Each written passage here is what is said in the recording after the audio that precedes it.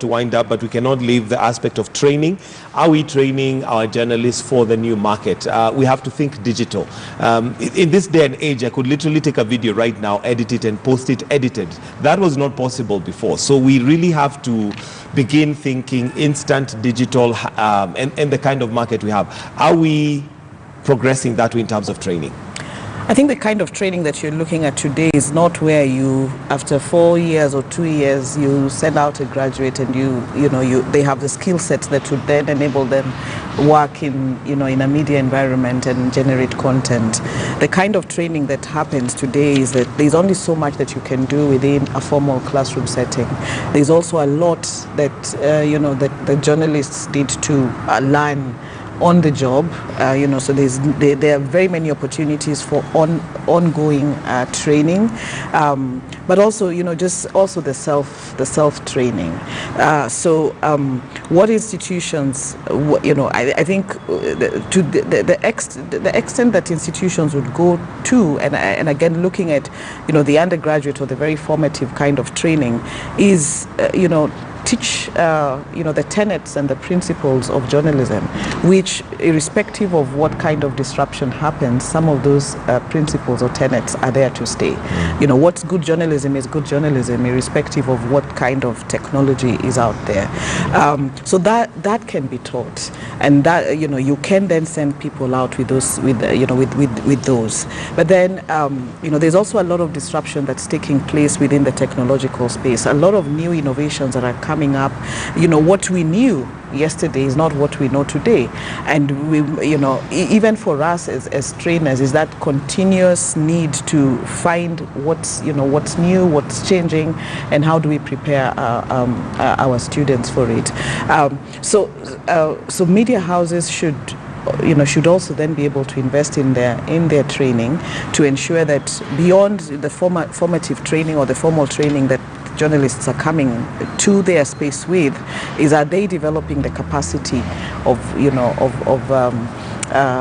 journalists to keep up with the times. And that's one of the things that we are trying to do at our school, because we are working with, in a postgraduate program with already practicing journalists who, a lot of them operated in a space where, they were working in silos. Those silos are being broken.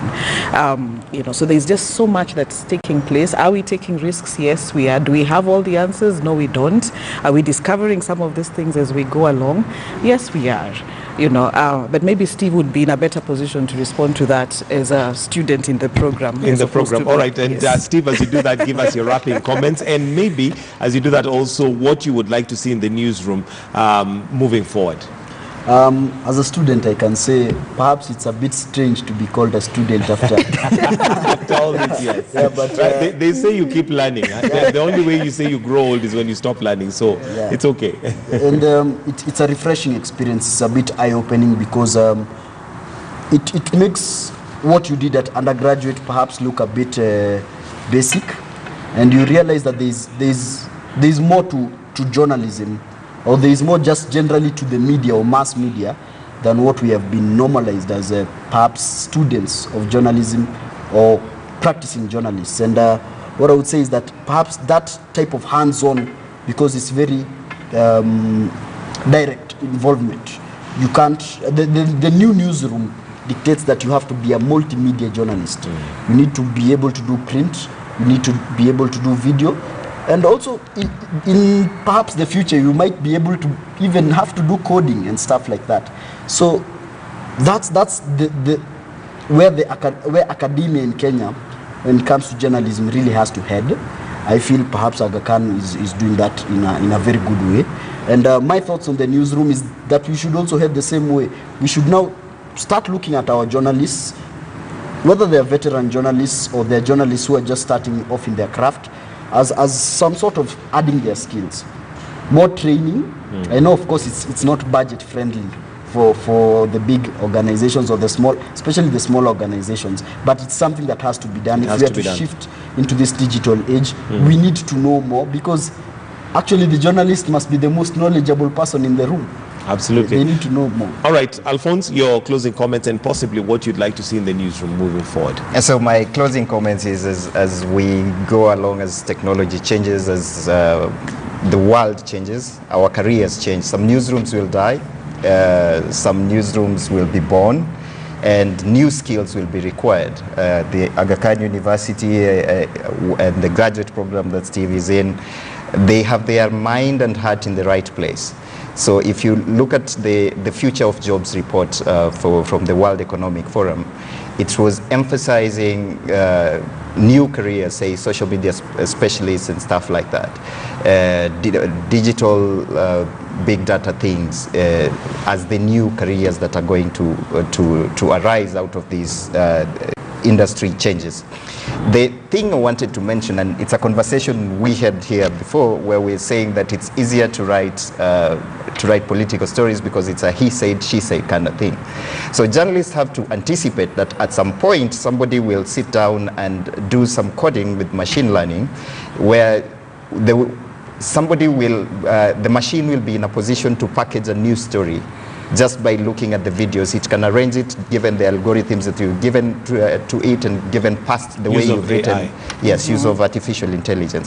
That is a possibility. So journalists have to think about how they are going to add value to their kind of story. So you start thinking analytically, you start thinking forward, you start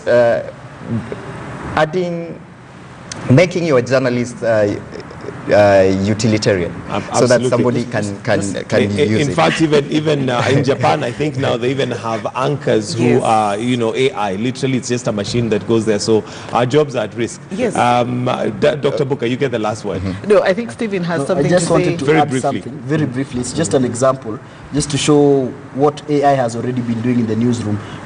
Last year, during the Swiss elections in November, there was a media house that generated 40,000 newspaper articles, 40,000 articles just by a bot, and it did that in 10 minutes. It took all the constituencies and it took all the data from the presidential elections, and it created articles in those 10 minutes. In 10 so minutes. if you ask yourself, if you put journalists there, the amount of manpower, the amount of resource, nobody can still do that in 10 minutes. All right, Dr. Booker. I think this points to a whole new conversation. What will journalism look like in a couple of years? Because a lot of this now with AI, is being taken over by bots and so on. So, are we preparing journalists to go the extra mile? Because a lot of these other activities can be done using artificial intelligence, and there are very many examples. You've talked about Japan. The New York Times has talked about various ways in which they've used AI to respond to readers' queries and audience queries. They have used that to be able to collect and piece together data for some of the stories that they're doing. So is our role as a traditional journalist being shaken and being challenged? Yes, it is. How then do we reinvent ourselves? And I think that should inform future And I guess that's where conversation. we're going to start